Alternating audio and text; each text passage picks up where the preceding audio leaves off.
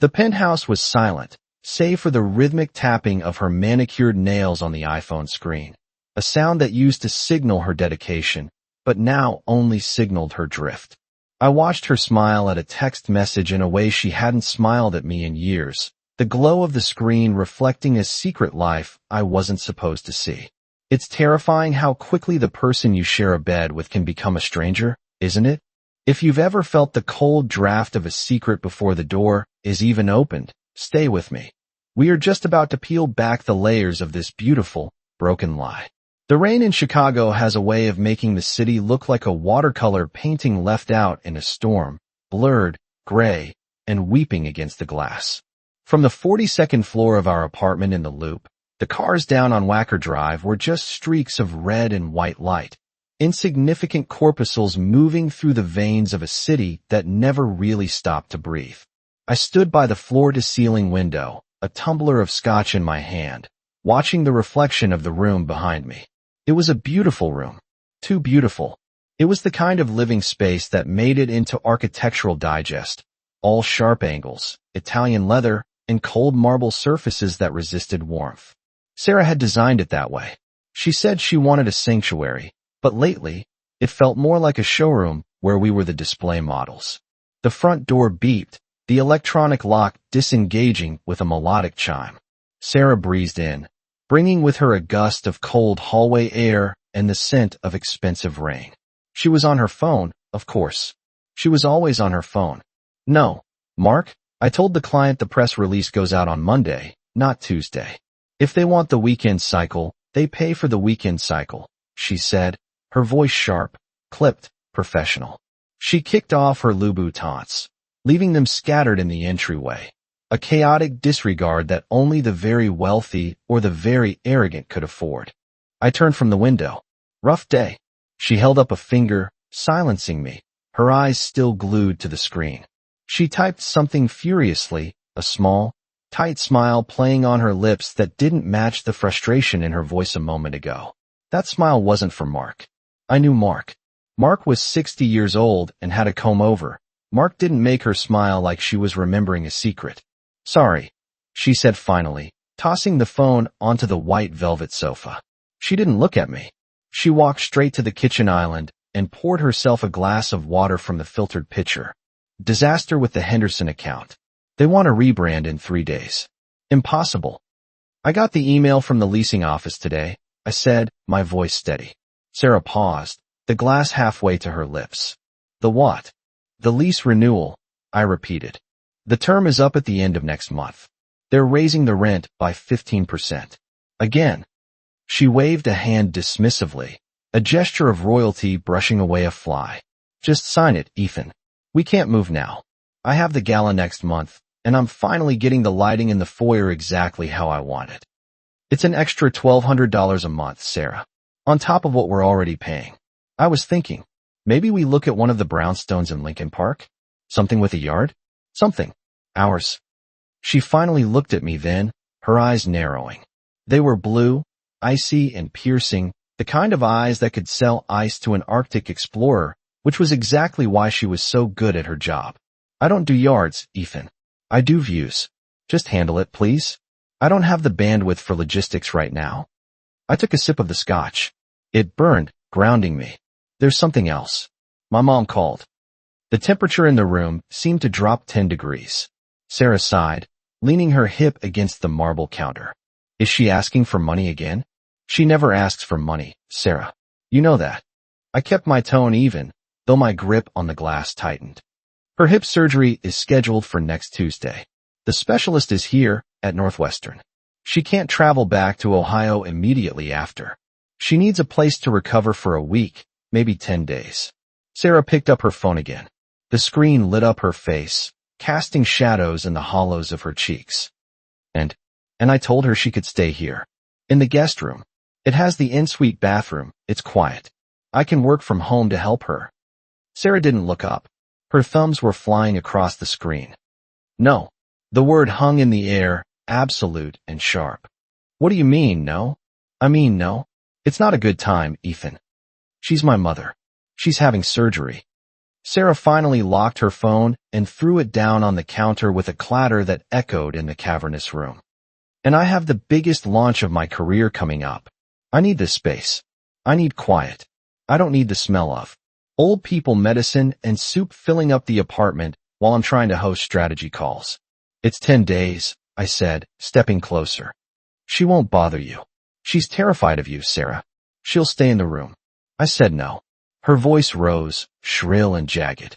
Put her in a hotel. Put her in a recovery center. I don't care. But she is not staying here. A hotel is expensive, and she needs care. Why are you being like this? Because I value my sanity. She snapped, running a hand through her perfect blonde bob. My schedule is insane right now. I have late nights. I have dinners. I can't be tiptoeing around your mother. You have late nights? I asked quietly. Is that what they are? She froze. For a split second, a flicker of genuine fear crossed her face, but she buried it instantly under a layer of indignation. Excuse me? You've been working late a lot, Sarah. Coming home smelling like cologne that isn't mine. Smiling at your phone when you think I'm not looking. You're paranoid, she scoffed, turning her back to me to open the fridge. And you're deflecting. This isn't about me working hard to pay for this lifestyle you enjoy. This is about you trying to turn my sanctuary into a nursing home. This is our home, I corrected. Not your sanctuary. Ours. She slammed the fridge door shut. She spun around, her face twisted in a look of pure, unadulterated disdain. It was a look I had never seen directed at me before. It was the look one gives to a servant who has overstepped. Cancel your mother's visit, Ethan, she hissed, enunciating every syllable. I'd rather sleep on the floor of a Motel 6 than sleep under the same roof as that woman while she judges me. Fix it, or I will go stay at a hotel, and I'll send you the bill. And trust me, you won't like the hotel I choose. She grabbed her phone and stormed past me toward the bedroom. I'm taking a shower. Don't wait up. I stood there in the living room, the silence rushing back in to fill the void she left. The rain lashed harder against the glass. Cancel your mother's visit. I looked down at the coffee table where I had left my laptop open. The screen was dark, but I tapped the spacebar. It woke up instantly, the glow illuminating the PDF document I had been reviewing before she walked in. Lease renewal agreement. Tenant signature required by October 15th. Today was October 14th. I looked at the bedroom door. I could hear the shower running. She was washing away the day, washing away me, washing away the inconvenience of the woman who raised me. She was so confident, so sure that I would fold, that I would make the call, hurt my mother's feelings, and pay the 15% increase just to keep her happy in her glass tower. I walked over to the laptop. I didn't close the PDF. Instead, I opened a new email draft. I typed in the address of the property management company. Subject, Notice of Non-Renewal, Unit 42B. My fingers hovered over the keys. The shower stopped. She would be expecting me to come into the bedroom, to apologize, to smooth things over like I always did. I looked at the rain. I looked at the reflection of a man who had spent 5 years building a life for a woman who wouldn't even give his mother a bed for a week.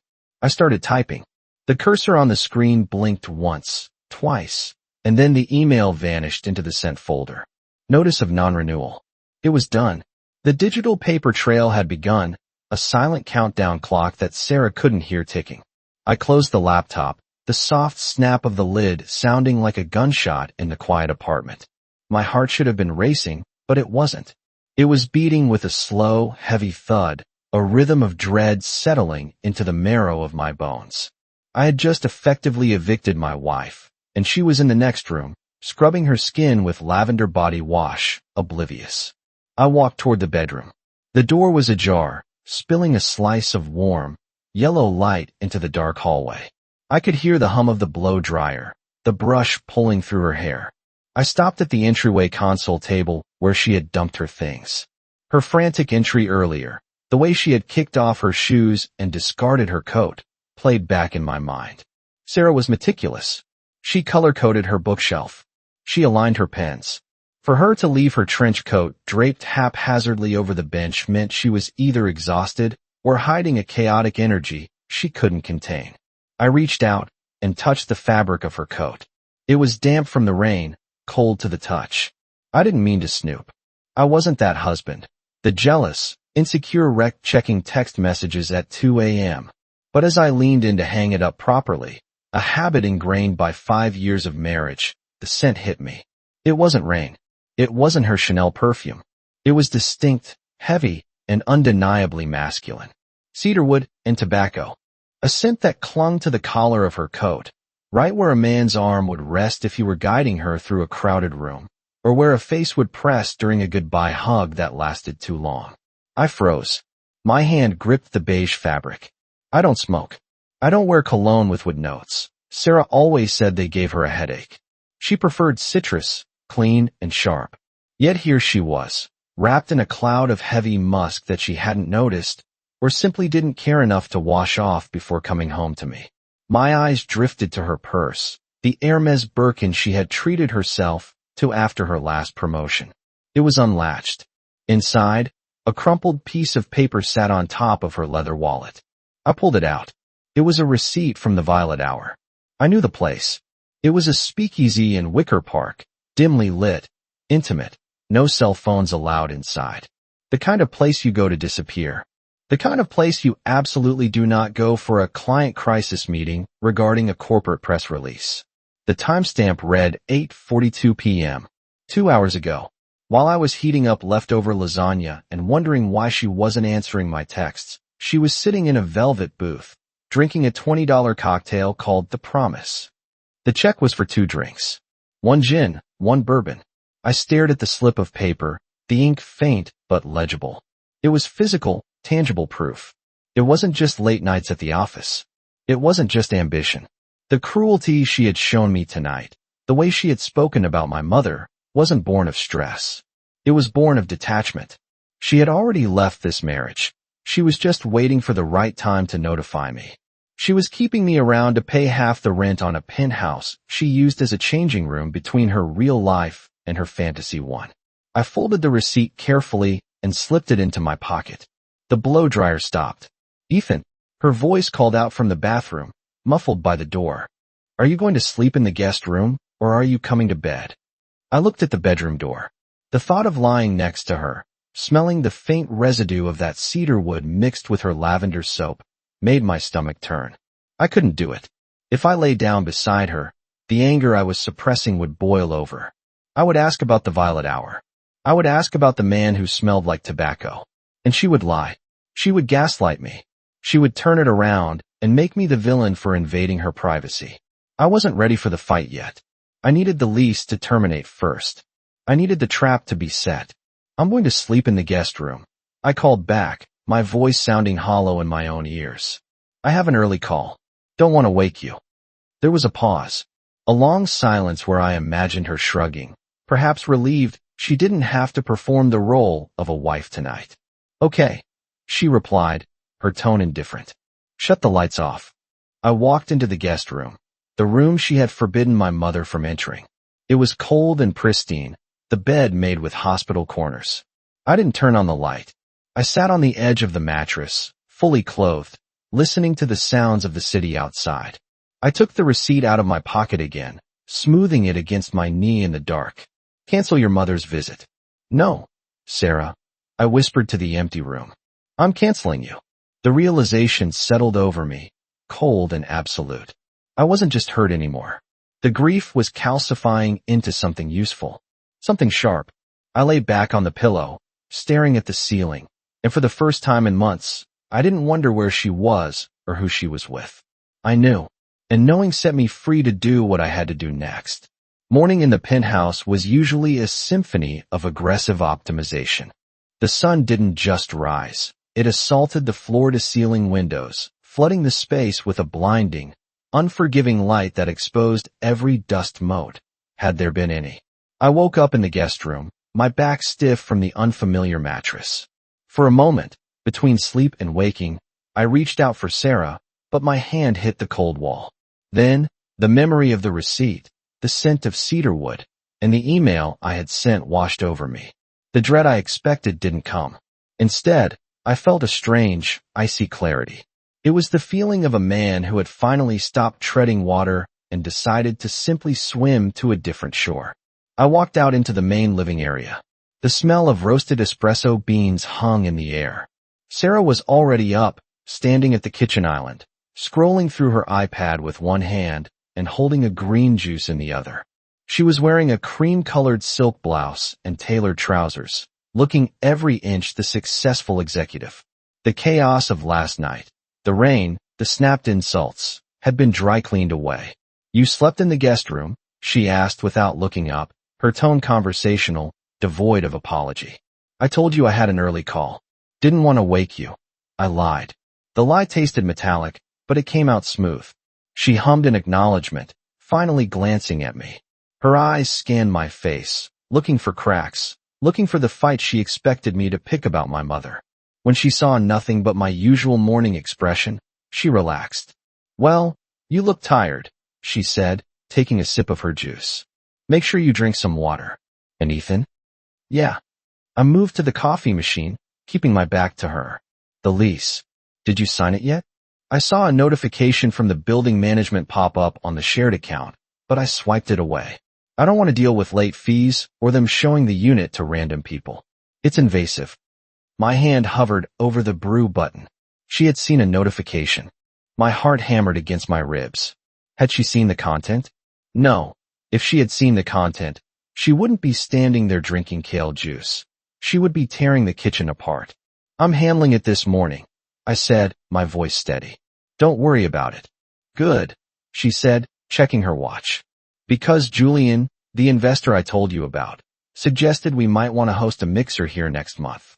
After the rebrand launch, the View really sells the power couple narrative." Julian. The name landed between us like a grenade that didn't explode. She said it so casually. The investor. Not the man who smelled like cedarwood. Not the man she was drinking gin with at the violet hour while I ate leftovers. The audacity of it. Planning a party for her lover in the home I was about to take away from her was breathtaking.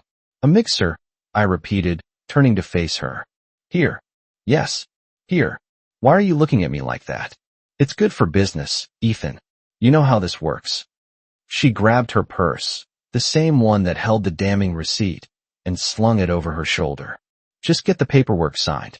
I have to run. I'll be late tonight again. Dinner with the creative team." "Right. The creative team." She paused at the door, her hand on the handle. For a second, she looked at me, really looked at me. "Are we good? You seem distant." "We're fine, Sarah," I said, forcing a smile that didn't reach my eyes. "Just work. Go. Crush it." She smiled, satisfied with the validation, and walked out. The door clicked shut. The electronic lock engaged. I let out a breath I felt like I'd been holding for 5 years. I pulled my phone out of my pocket. The screen buzzed with a new email notification. It was from the property manager, replying to my midnight message. "Mr. Vance, we have received your notice of non-renewal for Unit 42B. We are sorry to see you go. Per your lease terms, your move-out date is confirmed for November 30th. We will send the move-out checklist shortly. Please confirm if we can begin showing the unit next week." I stared at the screen. November 30th, 6 weeks. That was the expiration date on this life. I hit reply immediately. "Please do not list the unit for showing yet. We would like to exercise our privacy clause and pay the fee to prevent showings until the final week. Also, please direct all future correspondence to my personal email only. I am handling the transition as a surprise for my wife." I hit send. The surprise part was technically true. I walked over to the window where Sarah had stood the night before. I watched her figure emerge from the building's lobby 40 floors down. She walked briskly to the waiting Blacktown car. A man got out of the back seat to hold the door for her. From this height, he was just a speck, but I saw the way he leaned in, the familiarity of the gesture. It wasn't a taxi driver. It was him, Julian, picking her up for work. I took a sip of my coffee. It was bitter. I had 6 weeks to pack, 6 weeks to plan, and 6 weeks to watch her play house in a home that was already a ghost. She wanted to host a mixer to show off the power couple narrative? Fine. I would let her. I walked back to the kitchen island, opened the drawer where we kept the spare keys, and hid the physical copy of the lease renewal in the back, under a stack of takeout menus. "Consider it handled," I whispered. 2 weeks later, the apartment was transformed again. This time, it wasn't a sanctuary or a battleground. It was a stage. Sarah had insisted on the dinner party. "It was a celebration of the quarter," she said, though I knew it was really just another way to solidify her standing with the senior partners at her firm. The long mahogany dining table was set for 8. Crystal wine glasses caught the light of the chandelier, fracturing it into tiny, blinding rainbows on the white tablecloth. I stood by the wet bar, swirling a glass of Merlot, watching my wife work the room. She was magnificent, in the terrifying way a predatory bird is magnificent in a dive. She wore a backless emerald dress that cost more than my mother's car, her laughter chiming at exactly the right decibels to signal charm without desperation. "Ethan, you simply must hear this," Greg, one of her firm's managing directors, boomed, clapping a heavy hand on my shoulder. "Sarah was telling us about the plans for the summer house. The Hamptons, right?" I froze for a fraction of a second. The summer house. Another fantasy she was spinning, another check she expected our joint account to cash in a future that didn't exist. "We're still in the early stages, Greg," I said, my voice smooth, practiced. "We're evaluating the long-term viability of the investment. You know how it is. You have to read the fine print before you commit." Greg laughed, loud and wet. "Always the prudent architect. That's why she married you. Keeps her grounded." I looked across the room at Sarah. She wasn't looking at us. She was looking at her lap. Her phone was resting on her napkin, half concealed by the table edge. Her thumb moved slightly, a phantom caress against the screen. Then, she looked up, her eyes bright, and rejoined the conversation with the woman next to her, as if she hadn't just sent a piece of herself away to someone else. We sat for dinner. The conversation was the usual mix of corporate self-congratulation and hollow gossip. I ate the catered sea base, tasting nothing. I watched Sarah's phone. She had placed it face down next to her water glass now. Every few minutes, it would buzz against the wood, a dull, insect-like vibration that only I seemed to hear. Every time it buzzed, she would reach for her wine glass, her fingers brushing the phone, checking the notification light. A Pavlovian response. "Ethan," Sarah said suddenly, her voice cutting through the chatter. She was smiling at me, that radiant, empty smile. "Why don't you make a toast? You always give the best speeches." The table went quiet. 7 pairs of eyes turned to me, expectant, waiting for the devoted husband to wax poetic about his successful wife. I stood up slowly. I picked up my glass. The wine was dark, like blood in the dim light. I looked at Sarah. I really looked at her. I saw the tension in her jaw, the way her hand hovered near that phone. I saw the stranger she had become. "To Sarah," I began, my voice steady, projecting to the back of the room. "And to all of you." There was a murmur of appreciation. "They say that architecture is about honesty," I continued, holding Sarah's gaze. "It's about structure. You can cover a building in the finest marble, you can fill it with the most expensive furniture, and you can light it perfectly. But if the foundation is cracked, if the beams are rotting in the dark where no one can see, eventually, gravity wins." The smile on Sarah's face faltered, just for a millimeter. A flicker of confusion clouded her eyes. "So," I raised my glass higher. "To the structures we build, to the facades we maintain, and to the inevitable moment when the truth reveals what's really holding us up." The guests paused, sensing a weight in the words they didn't quite understand. Then, Greg broke the tension. "To the foundation," he bellowed. "To Sarah," another guest chimed in. "To Sarah," I echoed, taking a sip. Sarah didn't drink immediately. She stared at me, her glass frozen halfway to her lips. For the first time in weeks, she wasn't looking through me. She was looking at me. She was trying to decipher the code. Does he know? Is he just drunk? Is he talking about work? I sat down. Under the table, my knee brushed against hers. She flinched, pulling away as if I were burning hot. Minutes later, her phone buzzed again. This time, she didn't check it. She reached out and flipped it over, screen down, pushing it away from her. She looked pale. I cut into my steak, finally feeling an appetite return. The lease termination date was 43 days away. The movers were already booked under a pseudonym. The storage unit was secured. She thought the toast was about the strength of our marriage. She had no idea it was a eulogy. "Pass the salt, please," I said to her, smiling. She passed it, her hand trembling ever so slightly. The suitcase lay open on the duvet like a dissected chest cavity, exposing the intimate details of a trip that wasn't what it claimed to be.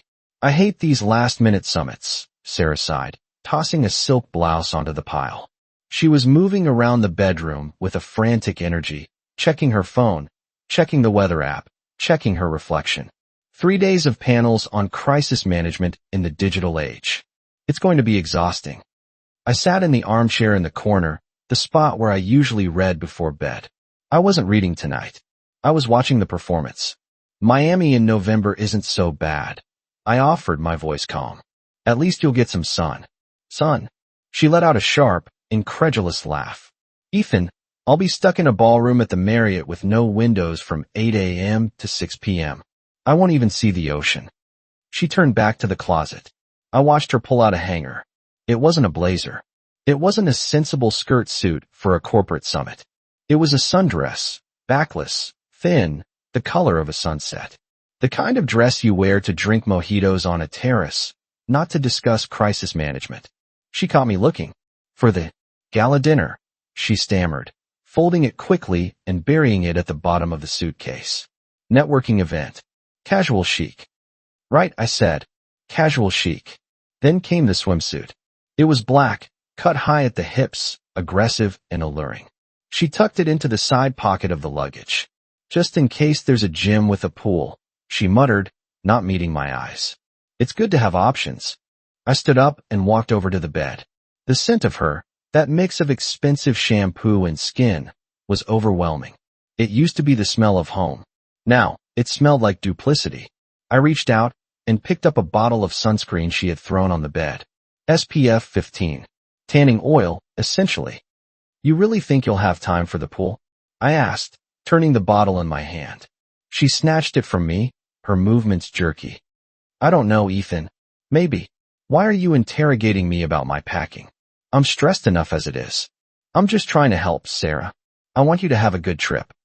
I wanted her to have a long trip. I needed 3 days. 3 days to execute the logistics I had mapped out on a notepad currently hidden in the lining of my laptop bag. "I know," she softened, the guilt flashing across her face for a brief second before she pushed it down. She reached out and touched my arm. Her hand was warm. "I'm sorry. I'm just on edge.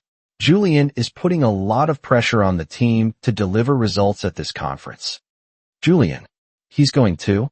I asked, feigning ignorance. "Well, yes. He's the lead investor. He has to be there." She turned away to grab her toiletry bag. "He's staying at a different hotel, obviously, but he'll be overseeing the workshops." "Obviously," I echoed. The lie was so thin it was transparent. Julian wasn't staying at a different hotel. I knew this because I had seen the credit card charge on the joint statement she thought I never checked. A hold for a suite at the 1 Hotel South Beach. Not the Marriott. "Here," I said, stepping forward as she struggled with the zipper of the overstuffed suitcase. "Let me." I placed my hands on the lid of the Rimawa case. I pressed down. I was pressing down on 5 years of marriage, compressing the memories, the lies, the casual chic dresses, and the tanning oil into a neat, portable box. She stepped back, watching me. "Thank you." I pulled the zipper around the track. It hissed shut. "All set," I said, setting the case upright. She looked at me, a strange expression on her face. Maybe she felt the finality of it. Maybe, deep down in her narcissism, she sensed a shift in the atmospheric pressure of the room. But she shook it off. She checked her watch. "My Uber is 5 minutes away," she said. I carried her bag to the elevator. We stood in the hallway, the silence stretching between us. This was usually the part where I would kiss her, tell her I'd miss her, tell her to call me when she landed. "Have a safe flight," I said, keeping my hands in my pockets. She leaned in and pecked my cheek. Her lips were dry. "I'll text you when I get to the hotel. Don't wait up. The schedule is packed." "I won't," I promised. The elevator door slid open. She stepped inside, the silver box framing her like a portrait. She waved, a small, fluttery motion. The doors closed, swallowing her whole. I stood in the hallway for a full minute, staring at the digital numbers as they descended. When the numbers hit L, I turned back to our apartment. I walked inside and locked the door. The deadbolt clicked with a heavy, satisfying thud. The apartment was silent. Her scent still lingered in the air, but the energy had changed. It was no longer a shared space. It was a workspace. I went to the kitchen and pulled a roll of heavy-duty garbage bags from under the sink. I walked to the living room and looked at the curated bookshelves, the decorative vases, the things she loved so much. 3 days, I said aloud. I didn't need to cry. I didn't need to drink. I had work to do. The sound of a tape gun screeching across a cardboard box is distinct. It is the sound of displacement, of upheaval, of an ending. By Saturday morning, the penthouse was filled with 3 men in blue coveralls who moved with efficient silence. I had hired a private moving company, one that specialized in sensitive transitions, a polite euphemism for divorces and corporate liquidations. Just the study and the specific items tagged in the closet? The foreman asked, glancing around the sprawling living room. He looked confused. Usually, they stripped a place bare. Here, I was leaving 90% of the assets. That's right, I said, handing him a clipboard. Leave the sofa. Leave the dining set. Leave the art in the hallway. Just the books in the office, the drafting table, my clothes, and the boxes in the corner. He shrugged. You're the boss. I watched them work. It was surgical. They weren't just moving furniture. They were excising me from the organism of this marriage. My drafting table, an old, scarred piece of oak I'd had since college, was dismantled. Sarah hated that table. She said it looked clunky next to the sleek Italian shelving. She had tried to make me sell it 3 times. Now, as the movers wrapped it in protective blankets, I felt a strange rush of affection for the wood. It was going with me. The Italian shelving could stay. My phone buzzed on the kitchen counter. Sarah, morning, babe. Keynote speaker is droning on about synergy. Wish I was home with you. Hope you're having a lazy Saturday. Attached was a photo. It was a close-up of a coffee cup with a generic conference lanyard blurred in the background. It was a masterpiece of staging. I looked at the chaos around me. The boxes, the dust, the movers hauling my life out the freight elevator. I typed back. Ethan, sounds riveting. Just doing some cleaning here. Catching up on reading. Love you. The love you was the final seal on the lie. It was easy to type now. It meant nothing. It was just punctuation. By noon, the apartment felt different. To the untrained eye, it looked exactly the same. The furniture was all there. The expensive electronics were in place. But if you looked closer, the soul was gone. The closet side that used to hold my suits was empty, the hangers spaced out to hide the gap. The bathroom drawer that held my razor and cologne was wiped clean. The study was the only room that looked truly barren, but I closed the door. Sarah rarely went in there anyway. I drove to the new place in the afternoon. It was a loft in the West Loop, a converted factory building with exposed brick and pipes that rattled when the heat came on. It was a third of the size of the penthouse. It didn't have a view of the river. It looked out onto an alleyway where a neon sign from a jazz bar flickered on and off. It was perfect. The movers set down the drafting table in the center of the room. I unpacked a single box, my coffee mug, a lamp, and a framed photo of my father. I placed them on the table. The silence here wasn't cold like the marble silence of the penthouse. It was heavy, warm, and mine. I sat on the floor of the new loft, the dust motes dancing in the shaft of light coming through the industrial window. I had a second set of keys in my pocket. One for the life I was leaving, one for the life I was starting. My phone buzzed again. Sarah, finally done for the day. Dinner with the team, and then passing out early. So exhausted. Miss you. I checked the time. 6:30 p.m. The sun was setting in Miami. Passing out early was code for going dark so I can go out with him. I didn't feel jealousy anymore. I felt a grim satisfaction. She was down there, building her lies on a foundation of sand, thinking she was the architect of her own destiny. She had no idea that I had already condemned the building. I stood up, dusting off my jeans. I had to go back to the penthouse. I had to sleep there one last night to keep up appearances, to water the plants I was leaving behind, to make sure the mail was collected. I locked the door to the loft, my real home, and walked out into the cool Chicago evening. The city felt different now. I was no longer an inhabitant of the ivory tower. I was a ghost, haunting my own life for just a few weeks more. When I got back to the penthouse, the emptiness hit me. It wasn't just that my things were gone. It was that I was gone. The person who had tried to make this marriage work had left with the moving truck. The man standing in the kitchen, pouring a glass of water, was just an operator running down the clock. I walked to the calendar on the fridge. November 30th was circled in red. Lease end. I picked up a marker and put a small X through today's date. Tick-tock, Sarah, I whispered. Hospitals have a specific silence. It's not the empty silence of a vacated apartment or the tense silence of a failing marriage. It's a heavy, pressurized silence, punctuated by the rhythmic beeping of monitors and the squeak of rubber soles on linoleum. It's the sound of people waiting for news they are terrified to hear. I walked down the corridor of Northwestern Memorial, holding a bouquet of hydrangeas, my mother's favorite. They were blue, the color of bruised clouds. I had bought them in the gift shop downstairs, peeling the price tag off with a thumbnail that felt numb. Room 412. I paused at the door. Through the rectangular glass pane, I saw her. My mother looked impossibly small in the hospital bed. The wires and tubes seemed to tether her to the earth, preventing her from floating away. She was reading a paperback with her reading glasses perched on the end of her nose, a picture of quiet dignity in a place designed to strip you of it. I took a breath, put on the mask of the dutiful, happy son, and pushed the door open. Mom. She looked up, her face lighting up in a way that made my chest ache. Ethan. Oh, look at you. You didn't have to come so early. Shouldn't you be at work? I took the morning off, I said, placing the flowers on the rolling table. How are you feeling? The surgery is tomorrow morning, right? Tomorrow at 7, she nodded, adjusting her blanket. The doctor says my hip will be as good as new. I'll be dancing at. Well, I won't be dancing, but I'll be walking without that cane. She looked past me, her eyes drifting to the empty doorway. She didn't say anything immediately, but the question hung in the air, heavy and inevitable.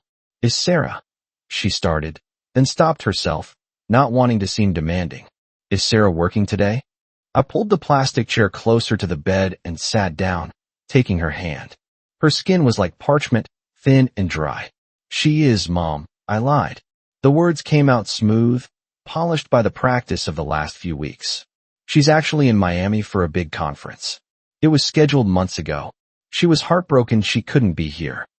Oh, my mother said, her smile faltering just a fraction before she forced it back into place. Of course. She's a busy woman. Important work. I understand. She sent these.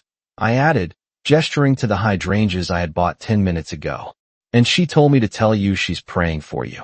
That's sweet of her, Mom said softly. She patted my hand. You know, I didn't want to intrude, Ethan. I told you on the phone. A hotel would have been fine. I know how much Sarah values her space. Her voice was so gentle, so apologetic for her own existence. It made the memory of Sarah's voice, I'd rather sleep on the floor of a Motel 6, ring in my ears like a siren. My mother was apologizing for needing a place to recover, while my wife was currently sipping mimosas in South Beach with another man, on my dime, in my time.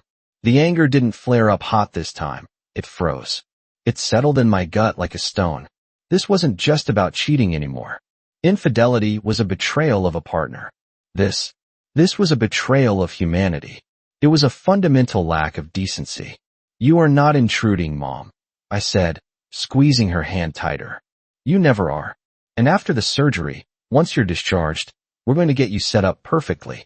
Don't worry about a thing. I just don't want to cause tension, she whispered. I know things can be complicated. She knew. Mothers always know. She didn't know about Julian, or the lease, or the apartment in the West Loop. But she knew the temperature of my marriage. She knew her son wasn't happy. There is no tension, I said, looking her straight in the eyes. Everything is handled. I promise. I stayed for another hour. We talked about her garden in Ohio, about the weather, About everything except the woman who wasn't there. When the nurse came in to check her vitals, I kissed her forehead and promised to be there when she woke up from anesthesia. Walking back out into the sterile hallway, I felt a vibration in my pocket. It was a text from Sarah. Sarah, just finished the panel. So draining. The hotel pool looks amazing though. Wish you were here to rub my shoulders. How's work? I stared at the phone. Wish you were here. She didn't ask about my mother. She didn't ask about the surgery. She didn't even remember it was happening. To her, my family was just background noise, static to be tuned out so she could enjoy her broadcast. I didn't reply. I walked out of the hospital into the biting Chicago wind. The city was gray and steel, unyielding. I had felt a flicker of guilt when I hired the movers. I had felt a twinge of regret when I signed the lease termination. But standing there on the sidewalk, with the image of my mother's apologetic smile burned into my retina, the guilt evaporated completely. Sarah wanted space? She wanted her sanctuary untouched by the messiness of real life? Fine. I would give her all the space in the world. I hailed a cab. West Loop, I told the driver. I wasn't going back to the penthouse tonight.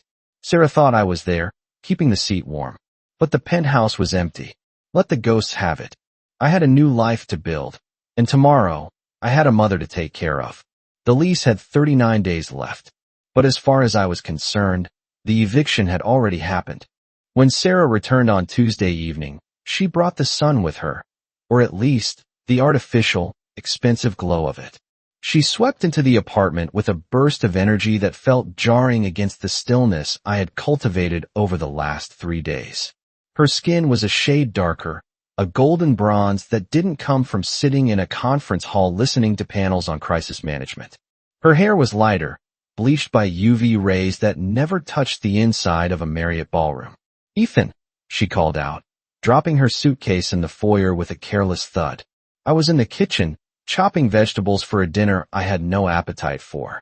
I wiped my hands on a towel and turned just as she rounded the corner.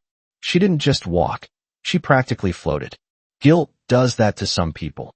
It makes them buoyant, desperate to fill the silence with noise and motion so they don't have to hear their own conscience.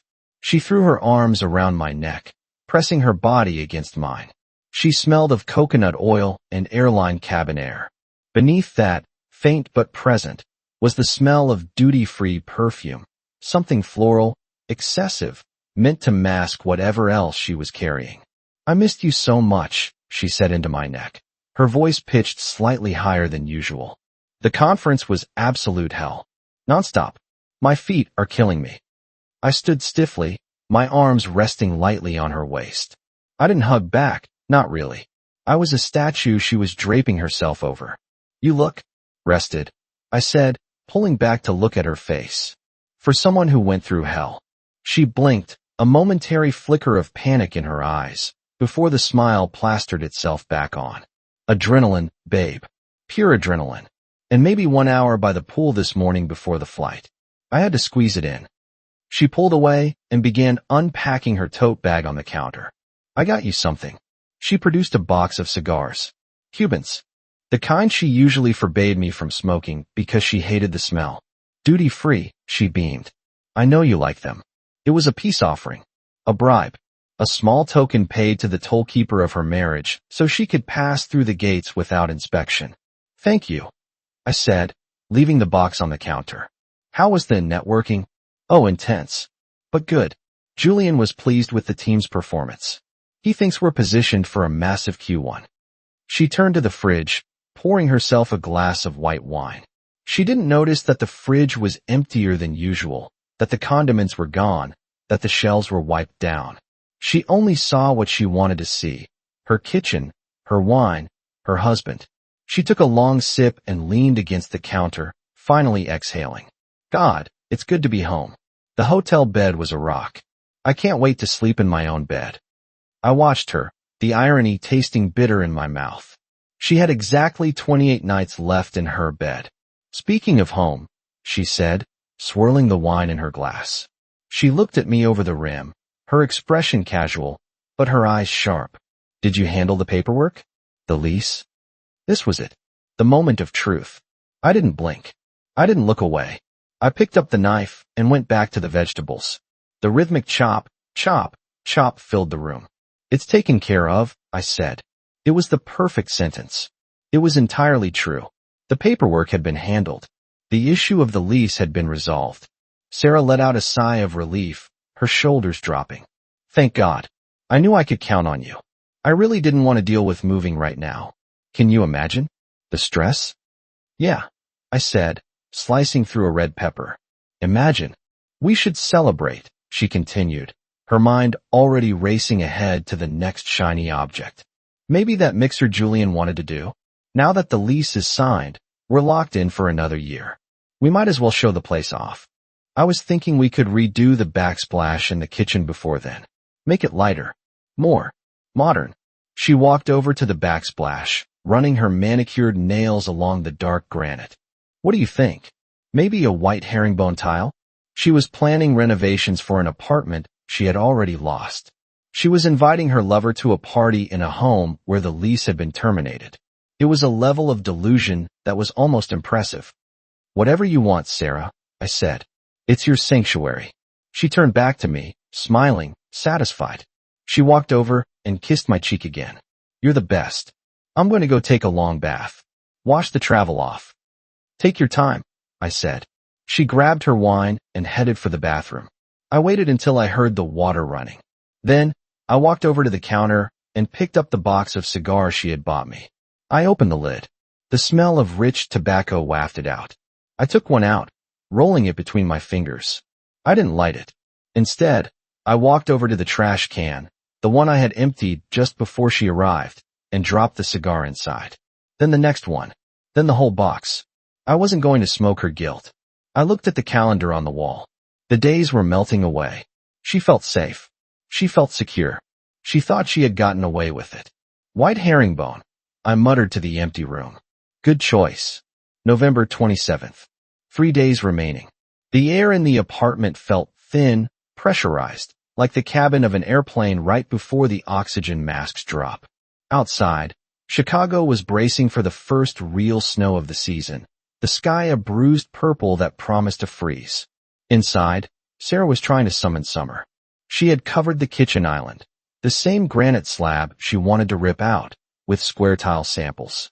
White herringbone, Carrara marble, a matte gray slate that she insisted was very European. "Ethan, look at this one," she said, holding up a piece of white tile against the backsplash. "If we do this, and change the cabinet hardware to brass, it completely opens up the space. It stops feeling so masculine." I stood by the refrigerator, drinking black coffee. I hadn't slept well.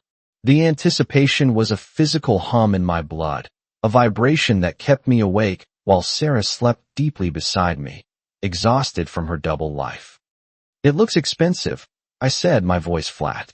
"It's an investment," she corrected, tossing her hair back. "Julian knows a contractor who can give us a friends and family rate. He says if we upgrade the kitchen, the valuation of the unit goes up by at least 10%. It's smart money, Ethan." There it was again. Julian, the phantom third tenant of our marriage. He wasn't just in her bed. He was in our renovation plans, in our financial strategy, in the very tiles she wanted to glue to the wall. "When is this contractor supposed to start?" I asked. "I'm scheduling him for next week," she said, tapping her nail on the tile. "Ideally, I want the demo done before the Christmas party. That way we can show off the work-in-progress aesthetic. It's very trendy." Next week. Next week, this kitchen would belong to the building management. Next week, the locks would be changed. Next week, she would be standing on the sidewalk wondering why her key fob didn't work. I looked at the calendar on the wall. The red X's I had marked had stopped a week ago. I didn't need them anymore. I could feel the time remaining in my gut. 72 hours. "Ethan, are you even listening?" Sarah snapped, dropping the tile onto the counter with a clatter. "I'm listening," I said. "Brass hardware. White tile. Investment." She sighed, a sound of exaggerated patience. "You've been so checked out lately. I know work is busy, but this is our home. I feel like I'm the only one trying to build something here." The irony was so sharp it almost drew blood. She was trying to build a set design for her affair, using my money and her lover's contractor, and she had the audacity to accuse me of being checked out. I trust your taste, Sarah, I said. You know what you want. You always have. She softened, satisfied with the capitulation. Well, someone has to have vision. She gathered the samples, stacking them neatly. As she moved, her gaze drifted past me to the hallway closet, the one I had methodically thinned out over the last 2 weeks. Did you take a load to the dry cleaners? She asked, frowning. Your side of the closet looks empty. My heart skipped a beat, a single hard thump against my ribs. I had been careful, leaving empty hangers spaced out, but I had taken my heavy winter coats and the majority of my suits to the loft yesterday. Yeah, I lied, not missing a beat. End of the year. I wanted to get everything cleaned and pressed for the holiday season, and I donated those old wool blazers you hate. She nodded, accepting the lie because it fit her narrative. She wanted me to look better. She wanted the old stuff gone. Good, she said. You were hoarding those things. We need to make space for the new. She walked past me, her hand brushing my arm. It was an absent-minded gesture, a muscle memory of affection. I'm going to the office. I have a lunch meeting with the investors. Don't wait up for dinner. I won't, I said.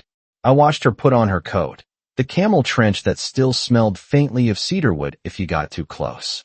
She checked her reflection in the mirror, adjusted her scarf, and smiled at herself. It was a winner's smile. She thought she had it all, the husband who paid the bills, the lover who gave her thrills, and the renovated penthouse to house her ego. See you later, she called out, the door closing behind her. I waited for the mechanical whir of the lock. Then, I walked over to the kitchen island. I picked up the white herringbone tile she had chosen. It was heavy, cool to the touch. I carried it to the trash compactor. I dropped it in. The crunch of the ceramic breaking was satisfying. I went to the living room and looked around. I had 3 days. The movers had taken my essentials, but there were still things to do. I had to cancel the internet service, effective Friday. I had to forward my mail. I had to wipe the smart home hub of my data. I sat down on the sofa she loved, the white velvet one I was leaving behind. I pulled up the email from the landlord on my phone one last time. Move-out inspection scheduled, November 30th, 10 a.m.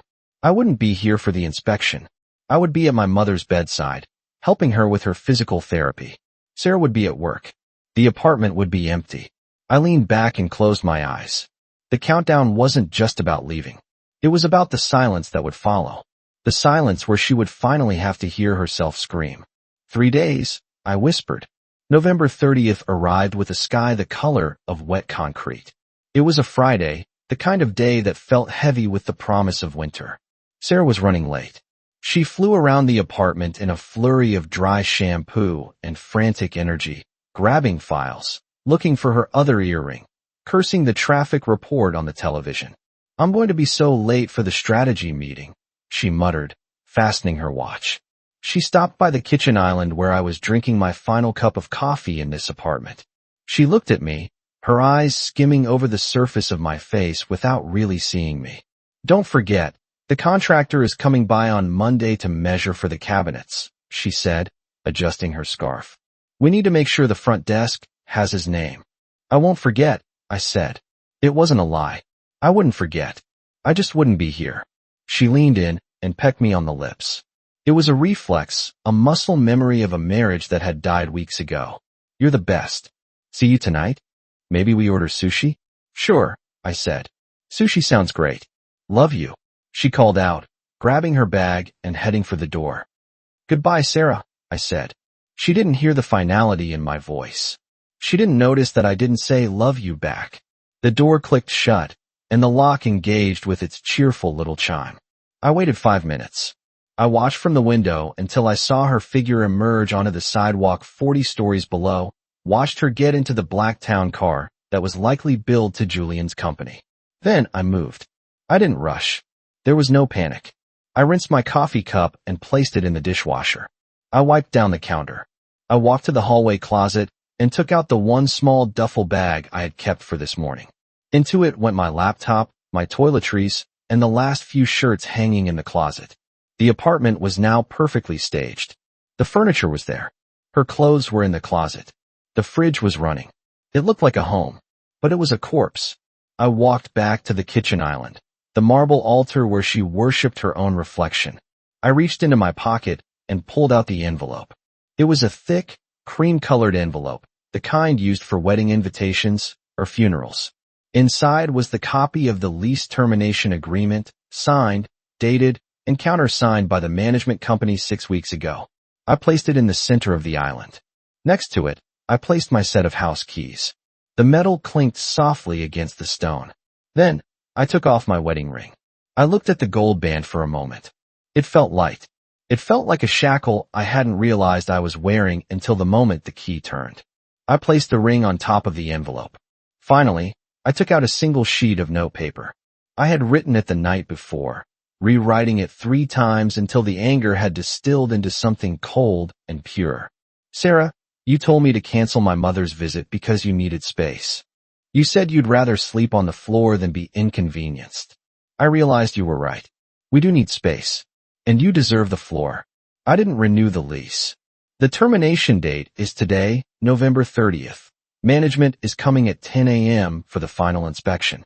You have until 5 p.m. to vacate. I'm gone. Don't look for me. Ethan and I placed the note under the ring, anchoring it. I looked around the apartment one last time. I looked at the view of the river, the expensive sofa, the white herringbone, tile samples in the trash. I felt nothing. No sadness. No regret. Just the immense, weightless sensation of gravity letting go. I picked up my duffel bag. I walked to the door. I didn't look back. I stepped out into the hallway and pulled the door shut. I listened for the lock to engage. Click. I walked to the elevator and pressed the down button. While I waited, I pulled out my phone. I opened my contacts and scrolled to Sarah. I tapped block caller. Then I scrolled to home and deleted the number. The elevator doors opened. I stepped inside and pressed the button for the lobby. As the car began its descent, plunging me down toward the street, toward the West Loop, toward my mother, toward my life, I finally smiled. It was over. The lobby of the high-rise was glowing with the golden warmth of Friday evening. Sarah walked in at 6:15 p.m., her heels clicking purposefully across the polished terrazzo. She was carrying a bag of takeout sushi from the expensive place on Kinsey, the conciliatory dinner she had promised. She waved at the concierge, a young man named David who usually rushed to open the elevator for her. Today, David didn't wave back. He looked down at his monitor, shifting uncomfortably, his face flushing a deep crimson. Sarah ignored it. She approached the elevator bank and pressed her key fob against the sensor. Nothing happened. No beep. No green light. She frowned, tapping it again. David, she called out, her voice sharp with impatience. My fob isn't working. Can you buzz me up? David stood up slowly. He looked like he wanted to be anywhere else in the world. Mrs. Vance. I can't do that. Excuse me. Sarah laughed, a brittle sound. I live in penthouse 42B. Buzz me up. I have frozen sushi. The unit has been turned over to management, ma'am, David said, his voice barely a whisper. The lease expired today. The locks were changed at 5 p.m. The bag of sushi slipped from her fingers. It hit the floor with a wet thud, the expensive rolls spilling out of the container, ruined. That's impossible, she stammered. My husband renewed it. He handled it. There is a packet for you, David said, sliding a manila envelope across the marble counter. Mr. Vance left this with the management team. He said you would need it. Sarah ripped the envelope open. Inside wasn't a lease renewal. It was a copy of the termination notice, and a handwritten note. She read it standing there in the lobby, under the gaze of the security cameras and the pitying eyes of the concierge. You deserve the floor. The blood drained from her face. The world tilted. This sanctuary, the view, the status, it was all gone. Vaporized by a signature she hadn't bothered to check. She pulled out her phone. Her hands were shaking so badly, she dropped it once before dialing Ethan. The number you have reached is not in service or is temporarily disconnected. Blocked. Deleted. Gone. Panic, cold and sharp, clawed at her throat. She had nowhere to go. She had no clothes except what she was wearing. But then, a thought struck her. A lifeline. Julian. Julian had money. Julian had a penthouse. Julian loved her. They were a power couple. This was just a stumbling block, a dramatic story they would laugh about over champagne later. She would stay with him until they found a new place, a better place. She dialed Julian. It rang once. Twice. Sarah? His voice was impatient. Background noise, clinking glasses, laughter. He was at a bar. Julian, she gasped, fighting back tears. Ethan, he did something crazy. He canceled the lease. He kicked me out. I'm in the lobby. I have nowhere to go. I'm coming to you. The line went silent. The background laughter seemed to get louder. Whoa, slow down, Julian said, his tone shifting from impatient to cold. What do you mean, kicked you out? I mean, I'm homeless, Julian. He left me. I need you to come get me. Or I can come to your place. Sarah, Julian sighed. It was the sigh of a man dealing with a waitress who got his order wrong. I can't have you here. My ex-wife is in town for the weekend with the kids. And honestly, this sounds messy. Messy? Sarah shrieked, drawing stares from people entering the lobby.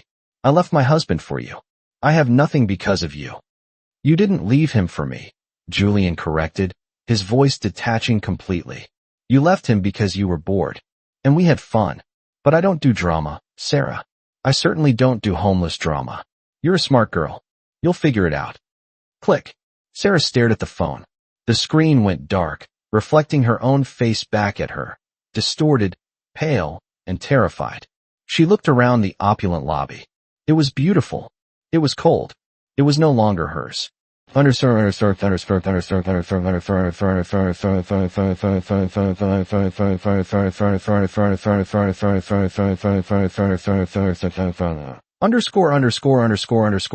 5 miles away, in the West Loop, the industrial heater rattled to life with a comforting hum. I sat at the small, round table in the center of the loft. The room smelled of roasted chicken and rosemary, simple, honest food.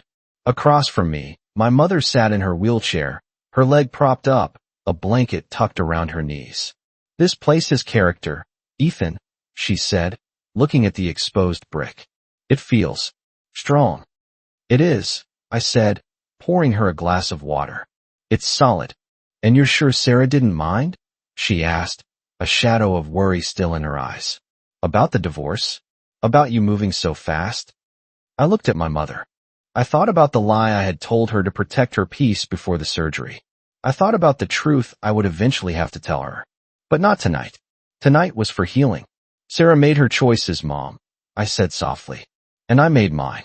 I'm exactly where I need to be. I looked out the window. There was no sweeping view of the river here. Just an alleyway, a fire escape, and the steady, yellow glow of a street lamp illuminating the falling snow. It wasn't impressive. It wouldn't make it into a magazine. But it was real. My phone sat on the table, silent. No notifications. No demands. No lies. I took a sip of wine. For the first time in 5 years, the air in my lungs felt light. The structure had collapsed, yes. But the foundation, the part that really mattered, was still standing. I picked up my fork. Eat up, Mom, I said, before it gets cold. We ate in the quiet warmth of the loft, while outside, the snow began to cover the city, burying the past under a clean, white sheet.